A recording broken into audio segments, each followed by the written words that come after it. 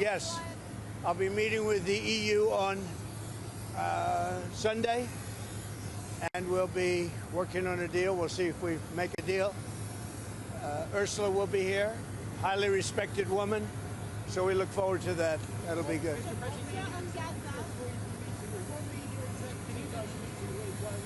We'll have numerous executives that we're meeting with. We're going to be meeting with a lot of people. A lot of people will be staying at Turnberry, and then we're going to Aberdeen, which is the oil capital of Europe, actually. Mr. President, can you explain what is missing in the UK deal that you have to work out? Nothing. We I think it's more of a celebration than a workout. It's a great deal for both, and we're going to have a meeting on other things other than the deal. The deal is concluded. So from Gaza, the French President Emmanuel Macron just said that France will officially recognize the Palestinian state.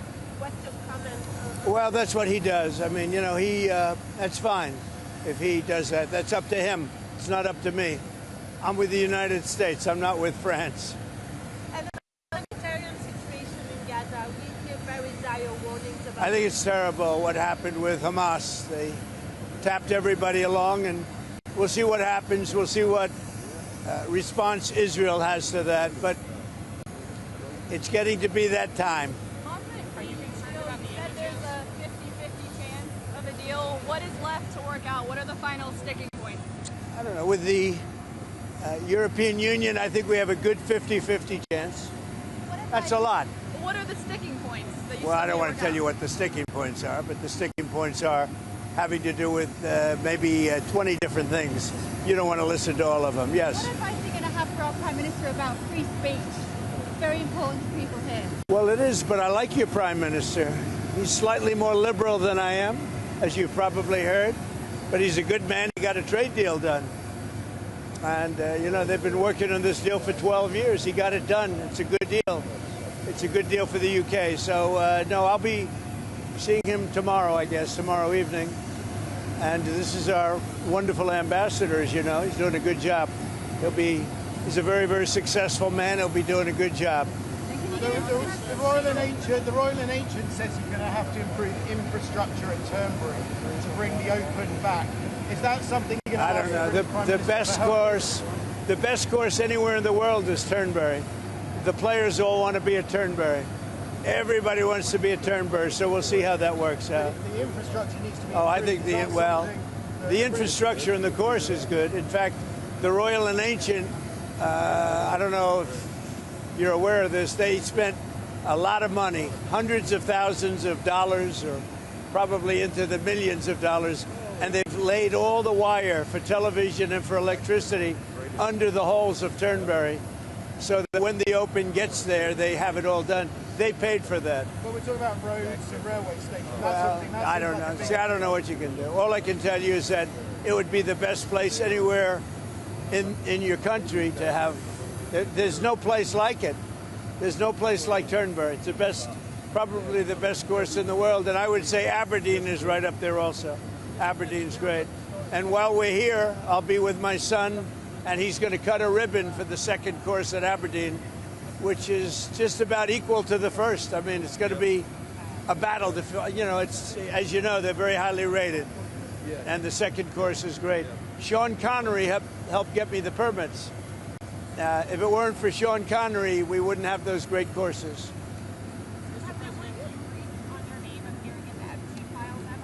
No, I was never briefed, no. Did you ask how... What are you hoping Todd Blanche interviewing Ghislaine Maxwell? What are you hoping that they get out of that? I really have really nothing to say about it. She is being talked to by a very smart man, by a very good man, Todd Blanche. And I don't know anything about the conversation. I haven't really been following it. A lot of people are asking me about pardons. Obviously, this is no time to be talking about pardons. But a lot of people have asked about pardon. This is just not a time to be talking about pardons. Todd will come back with whatever he's got.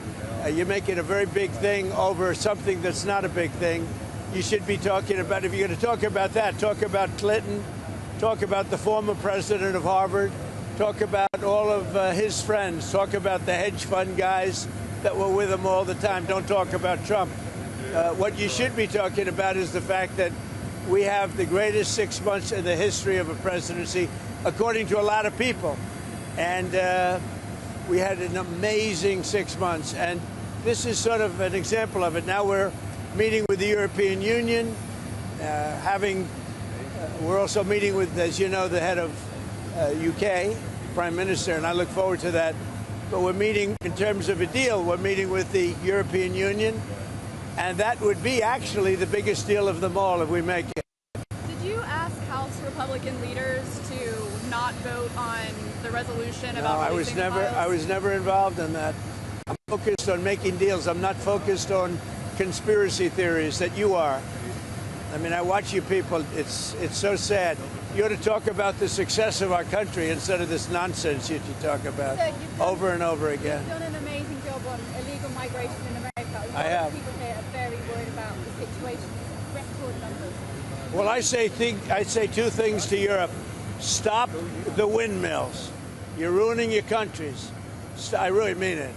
It's so sad. You fly over and you see these windmills all over the place, ruining your beautiful fields and valleys and killing your birds, and if they're stuck in the ocean, ruining your oceans. Stop the windmills. And I mean, there's a couple of things I could say, but on immigration, you better get your act together. You're not going to have Europe anymore. You got to get your act together. And we, as you know, last month we had nobody entering our country. Nobody. Shut it down. And we took out a lot of bad people that got there with Biden. Biden was a total stiff. And what he allowed to happen, but you're allowing it to happen to your countries. And you got to stop this horrible invasion that's happening to Europe. Many countries in Europe. Some people, some leaders have not let it happen. And they're not getting the proper credit they should. I could name them to you right now, but I'm not going to embarrass the other ones. But stop. This immigration is killing Europe. And the other thing, stop the windmills, killing the beauty of your countries. Thank you very much, everybody.